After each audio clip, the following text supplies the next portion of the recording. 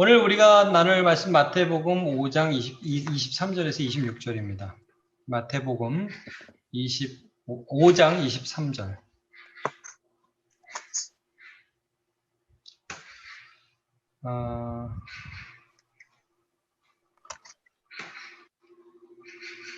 23절, 24절, 25절 제가 읽을게요. 그러므로 예물을 제단에 드리다가 거기서 내 형제에게 원망들을 만할 일이 있는 것이 생각나거든 예물을 제단 앞에 두고 먼저 가서 형제와 화목하게 하고 그에 와서 예물을 드리라. 너를 고발하는 자와 함께 길에 있을 때에 급히 사화하라. 그 고발하는 자가 너를 재판관에게 내어주고 재판관이 옥리에게 내어주어 옥에 가둘까 염려하라. 이 말씀입니다. 이제 이번에 설교 부탁했던 주제 중에 하나가 용서와 화해에 대한 부분이었어요. 이제 제목을 이렇게 잡았죠. 회개와 사과가 먼저입니다. 왜냐하면 우리가 이제 용서와 화해를 얘기하기 전에 이 부분을 꼭 좀 짚어야 된다는 생각이 들었어요. 용서와 화해는 굉장히 중요해요. 예수님이 이 비유, 마태복음 18장에 용서와 화해에 대해서 이런 말씀하시죠. 베드로가 형제가 나한테 잘못하면 뭐 7번 용서해 주면 됩니까? 예수님이 그 7번을 70번씩이라도 하라고 말씀하셨거든요. 그러니까 용서는 굉장히 중요한 성경의 주제예요. 그리고 주기도문에도 나오죠. 우리의 죄를 용서해 준 것 같이 우리의 죄를 사하여 주옵소서라는 부분이 나오죠. 근데 이제 그렇다 보니까 성도들에게 모두 용서해야 된다는 부담감이 많아요.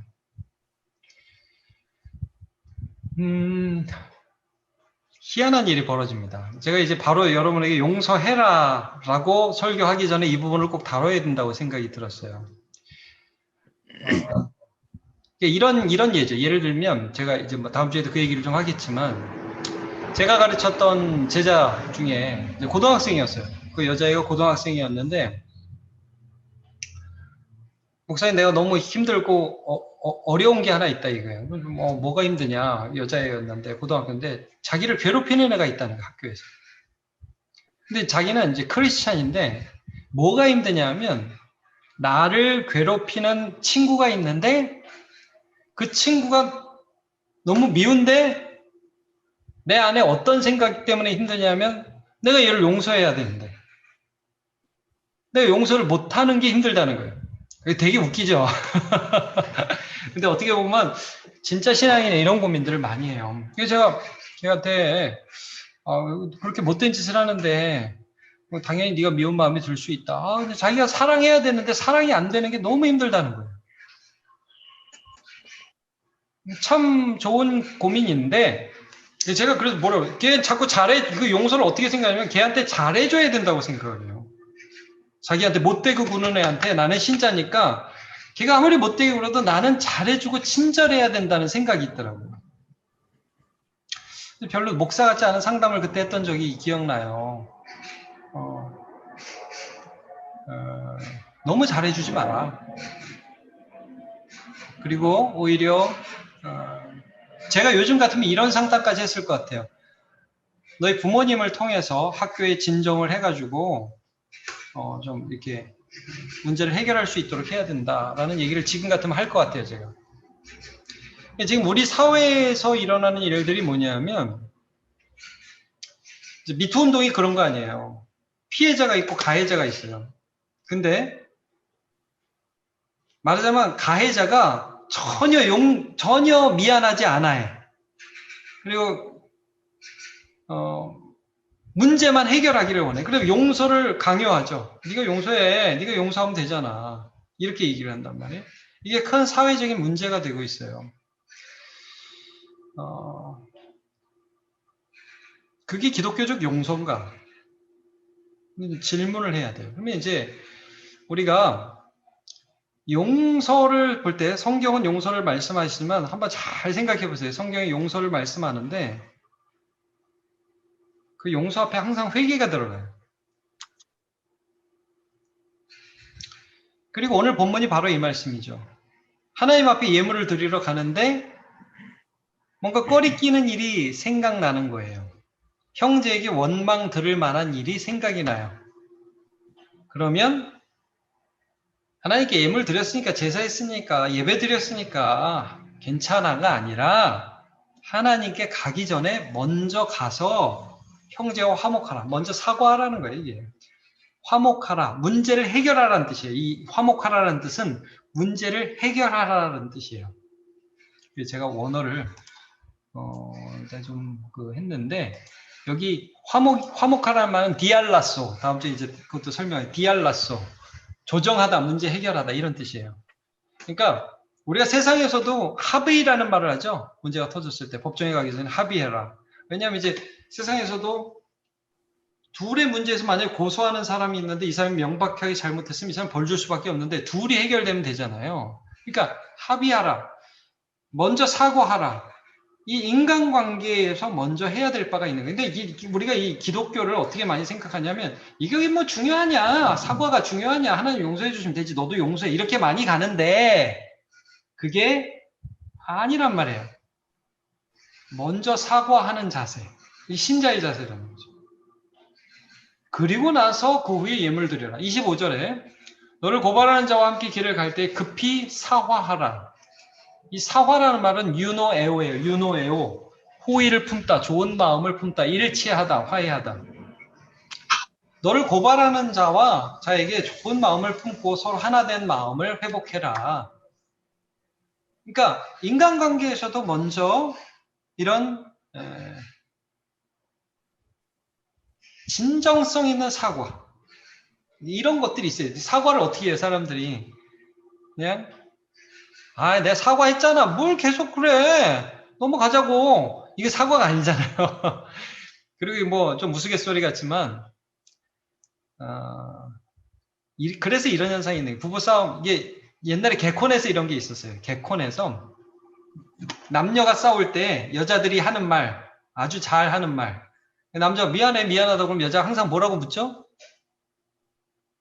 뭐가 미안한데 이렇게 묻는다는 거예요. 뭐가 미안한데 그럼 남자들 대부분 뭐가 미안한지도 모르고 미안한다고 그런다는 거죠. 그래서 개콘에서 그게 나오더라고요. 그러니까 진정성이 없고 내가 정말 잘못했다는 생각이 없는 상태에서 사과만 했으니까 문제만 넘어가자라는 식의 어떤 해결점들이 있어서 이것이 결국 문제를 해결하지 못하고 문제를 더 깊게 만드는 그런 결과들이 계속 나온다는 거죠. 기독교가 그런 것이냐. 제가 한 가지 문제 들어가기 전에 한 가지 얘기만 더 하겠습니다. 밀양. 영화 밀양 아시죠? 이청준의 소설 벌레 이야기를 그 유명한 감독이죠. 그 감독 이름이 뭐더라? 이창동인가요? 이창동이죠? 우리나라의 아주 유명한 감독입니다. 그 사람이 벌레 이야기라는 그 이청준의 소설, 그 이청준 소설가가 독실한 기독교인입니다. 그 밀양이 반기독교적 영화가 아니에요. 낮은 대로 임하소서 아시죠? 그 작가가 이청준입니다. 그러니까 밀양이 반기독교적인 영화가 아니에요. 근데 거기 이제 내용이 뭐예요? 유명한 내용. 그 밀양에서 주연이 전도연이 주연을 했고 송강호가 또 나왔는데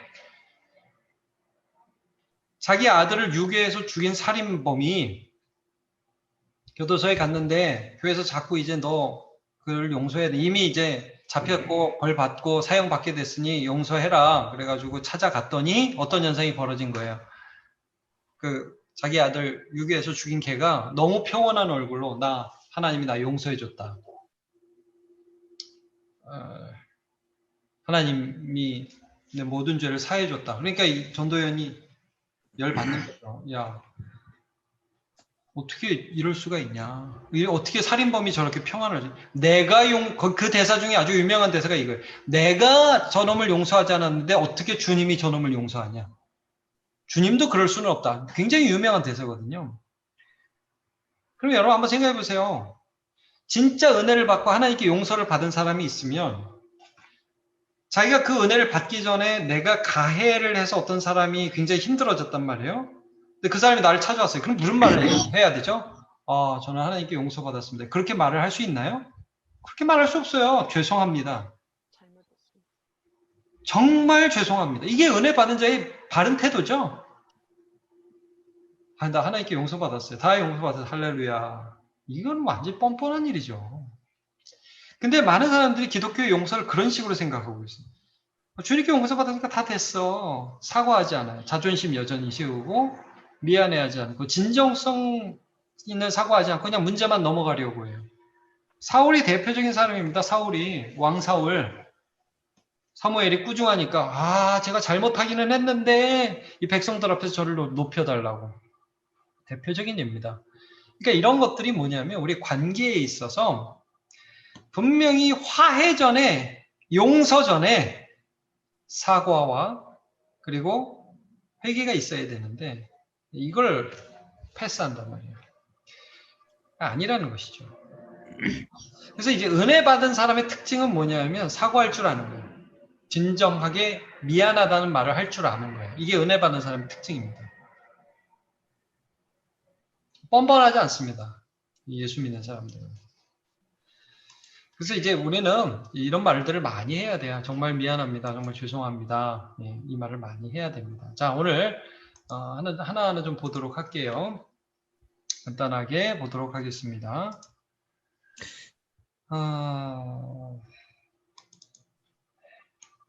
네. 자, 보이시죠? 회개와 사과가 먼저입니다. 피해자가 가해자에게 부당하게 용서를 강요받는 경우를 보거나 직접 당한 적이 있습니까? 야, 힘드니까 네가 용서하고 말아. 여러분, 이게 굉장히 큰 상처거든요. 우리 사회에 만연해요, 이런 것들이. 예를 들면 성추행 당한 사람이 가해자로부터 적당히 합의를 요구받는 경우 등. 어떤 기분이 들었습니까?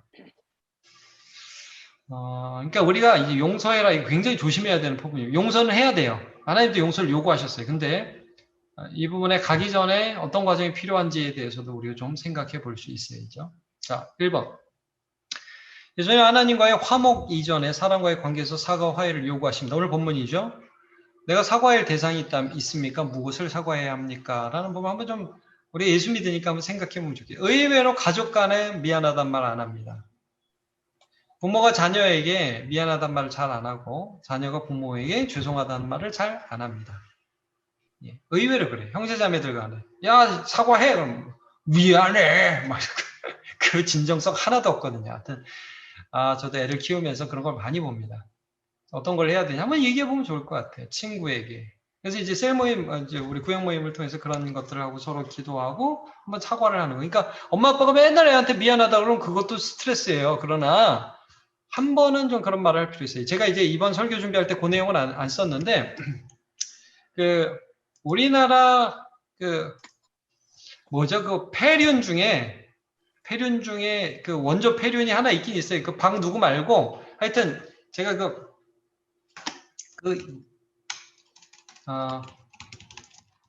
이게 누구냐? 잠깐만요. 제가 인터넷에 지금 같이 보면서 하고 있는데, 네. 그 사건이,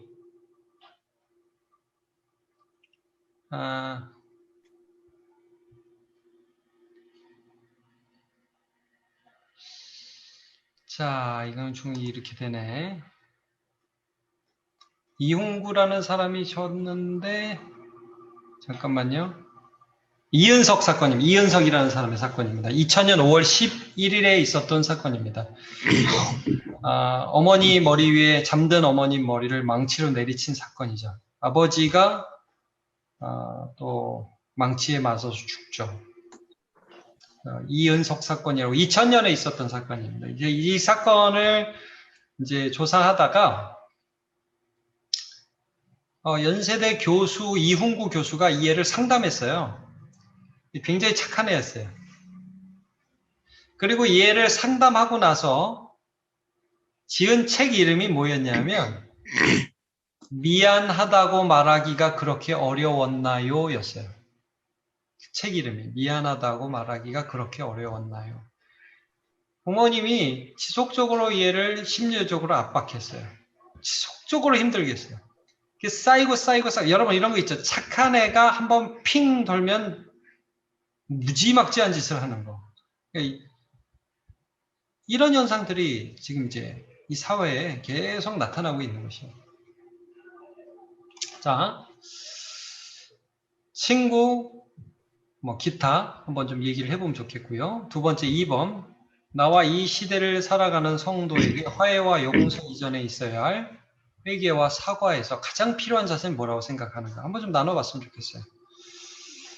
피해자의 원통함을 풀어주는 자세 이런 거 되게 좋죠. 아 그렇구나. 그러니까 우리는 이거 잘 아시는데 잘 안 될 거예요. 답을 알잖아. 우리는 이렇게 살아있는데 아 그렇구나. 네가 정말 힘들었겠구나. 얼마나 마음이 아팠냐? 그래 어떻게 해줄까? 자, 이 사무엘하 21장 한번 펴보실래요? 사무엘하 21장. 사무엘하 21장을 보면 굉장히 독특한 내용이 거기 기록되어 있어요. 다윗 시대 3년 기근이 나옵니다. 1절에 보이시죠? 사무엘하 21장 1절. 다윗 시대에 3년 기근이 있어요. 그래서 다윗이 여호와 앞에 간구해요. 하나님 비를 주세요. 그랬더니 하나님께서 사울과 피를 흘린 그의 집으로 말미암음이니 그가 기브온 사람을 죽였습니다. 그러니까 기브온 사람이요. 여호수아서에 보면 그 지역에 살지만 막 멀리서 온 것처럼 해서 떡을 막 곰팡이 그러니까 든 것처럼 하게 가져오고 막 신발이 다 헤어진 것처럼 와가지고 전쟁 안 하고 우리는 기브온 사람 죽이지 않는다라고 맹세를 해갖고 이스라엘 백성 가운데 노예로 종으로 살던 사람들이에요. 근데 사울이 이스라엘 백성 아니라고 학살한 거예요. 그 민족을. 근데 그것 때문에 하나님 벌을 주고 계시다는 응답이 내렸어요. 다윗이 어떻게 그 일을 처리하느냐? 비가 안 와요. 비가 왔으면 좋겠는데 기브온 사람들의 원한과 아픔 때문에 그 땅에 비를 안 주는 거예요. 그러니까 다윗이 기브온 사람들을 불러요. 그래서 3절에 묻죠. 내가 너희를 위해 어떻게 할까? 이거예요. 내가 너희를 위해 어떻게 할까? 왜냐하면 이들의 아픔과 이들의 원한이 하늘에 사무쳤는데 아무도 알아주지 않았던 거예요. 어떻게 속죄하여 너희가 여호와의 기업을 위하여 복을 빌겠느냐. 우리가 전에도 봤지만 땅에서 풀면 하늘에서 풀리고 땅에서 묶으면 하늘에서 묶인다고 그랬잖아요. 어떻게 해주면 좋겠니? 어떻게 해주면 너네 원한이 풀리겠니? 그러니까 이 사람들이요. 어떻게 보면 무리한 거를 요구하는 것처럼 보여요. 뭘 요구하죠? 4절에 보면 이건 은근 문제. 우리에게 돈 준다고 우리 이 마음이 풀리지 않습니다. 결국 우리를 쫓아내려고 우리를 살육하고 모해했다. 그게 사울의 집안인데 6절에 이렇게 요구하죠. 그 사울의 자손 7명을 주시면 사울의 고향 기브아에 이 사람들도 얼마나 이 원한이 사무쳤는지 근데 기브아에서 여호와 앞에 목매달아 7명 죽이겠다. 이게 보면 사실 원한이 원한으로 끝나고 원한이 원한으로 끝나는 그런 모습들이 여기 보이죠? 근데 다윗이요. 그들의 원한을 풀어줘요. 그래가지고 7명 잡아내가지고 죽게 합니다. 여기 되게 인상 깊은 표현이 여기 나와요. 9절에 보면 일곱 명을 죽이는데 목매달아 기브온에서 죽이니까 동시에 죽는데 죽을 때는 곡식 배는 첫날 고리를 베기 비가 잘 안 오는 때란 말이에요. 근데 10절에 아의 딸 리스바가 굵은 배를 가져 타기를 위해 바위 펴고 곡식 베기 시작할 때부터 하늘에서 비가 시체에 쏟아지기 시작해. 하나님이 풀어주시는 사건이 여기서 일어나요. 그러니까 그들의 원통함, 기브온 사람들의 원통함. 야, 니네가 그냥 용서하고 말지 사울이 옛날에 죽인 걸 가지고 뭘 지금 그걸 꺼내고 난리야. 이게 지금 우리나라 보면 어떤 위안부 문제나 이런 것도 마찬가지죠, 다. 진정성 있는 사고가 없다 이거잖아요. 그러니까 평화가 안 되잖아요. 다윗이 이 문제를 정말 하나님 앞에서 너희들이 원하는 게 뭐냐? 그래, 그걸 해주겠다 하고 풀어주자 하늘에서 비가 내려요. 굉장히 인상적인 구절입니다, 이게. 그러니까 얼마나 사람 마음에 있는 그러니까 요한계시록에도 보면 순교자들이 저들을 용서합니다라고 죽은 스데반 같은 사람도 있지만 요한계시록에 보면 제단 아래서 순교자들이 영원히 주여 언제까지 우리의 원한을 풀어주시지 않기를 언제까지 하시렵니까? 이런 기도를 하잖아요. 얼마나 많은 사람들이 원한을 가지고 살아가는지 몰라요. 아픔을 가지고 살아가는지 몰라요. 그래 그런 것들을 해결해야 된다. 용서와 화해 이전에. 야, 왜 좋은 게 좋은 거지 뭘 그러냐 이게 아니라 우리 마음에 있는 그 아픔들을 우리가 좀 힘이 있다면 그것들을 풀어주는 일들을 해야 된다.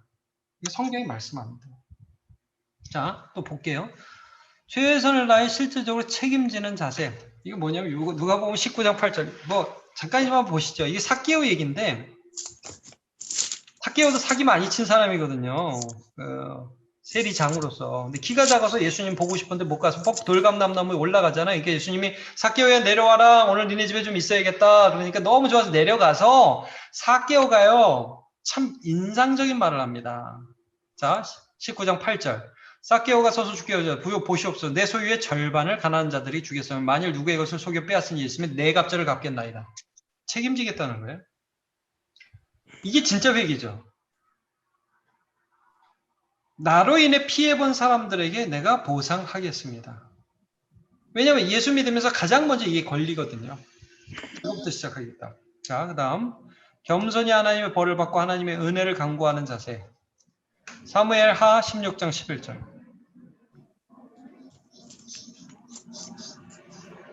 이게 뭐냐면 다윗이 압살롬의 난 때 도망을 가는데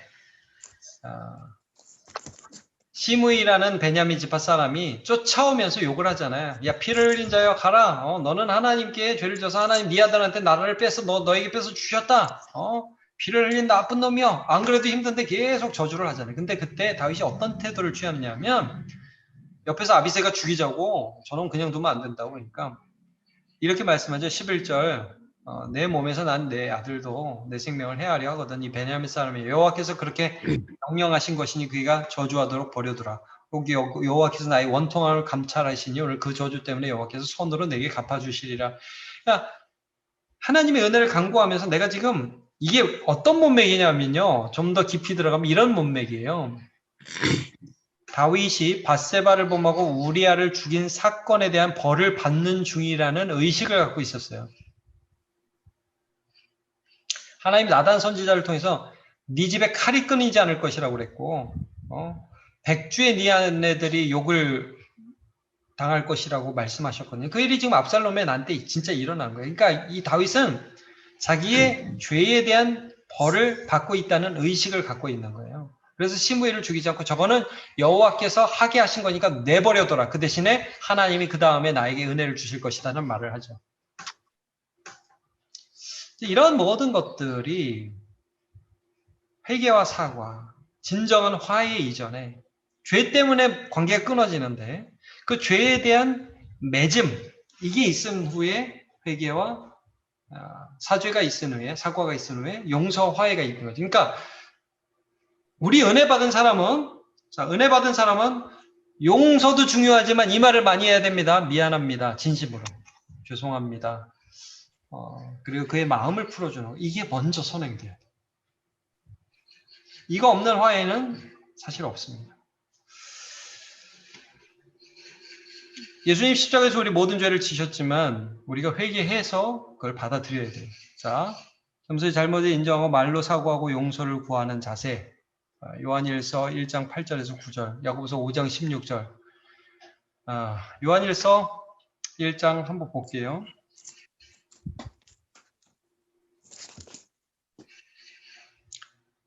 8절과 9절이죠. 만일 우리가 죄가 없다고 하면 스스로 속이고 또 진리가 우리 속에 있지 않을 것이요 만일 우리가 우리 죄를 자백하면 그는 미쁘시고 의로우사 우리 죄를 사하시며 모든 불의에서 우리를 깨끗하게 하실 것이요. 아멘. 이런 자세. 우리가 잘못을 인정하면 용서를 구해주신다는 걸 믿는 거죠. 네. 장로들에게 서로 죄를 고백하며 병 낫기를 위하여 간구하라. 네. 얼마 전에 봤죠. 그래서 우리가 어떤 자세를 좀 품는 게 중요할까? 잠깐 얘기해보면 좋을 것 같습니다. 마치며 하나님 우리에게 원하시는 화해와 용서는 회개와 사과를 전제로 합니다. 하나님께 용서받았으니 다 되었다는 태도가 아니라 하나님께 용서받았기 때문에 너에게 진심으로 용서를 구한다 라고 말할 수 있는 용기를 달라고 함께 기도했으면 좋겠습니다. 네. 그래서 그런 믿음의 우리 성도들로 늘 살아가시기를 바랍니다. 자, 오늘은 여기까지 하도록 하겠습니다. 제가 기도하고 마무리할게요. 하나님 감사합니다. 우리는 용서를 바라고 화해를 바라지만 그 전에 죄의 문제를 잘 다루어야 합니다. 하나님 앞에 회개하고 진정으로 사과할 줄 아는 믿음의 공동체로 설 수 있도록 도와주시옵소서. 그래서 상한 마음이 치료받고 어루만져지는 위한 그런 믿음의 성숙한 사람들 다 될 수 있도록 은혜 내려 주옵소서. 예수님의 이름으로 기도합니다. 아멘. 아멘. 네. 네, 수고 많으셨습니다. 수고하셨습니다. 만세 감사합니다. 네, 고맙습니다. 감사합니다. 고맙습니다, 목사님. 네, 한 주차 잘 지내세요.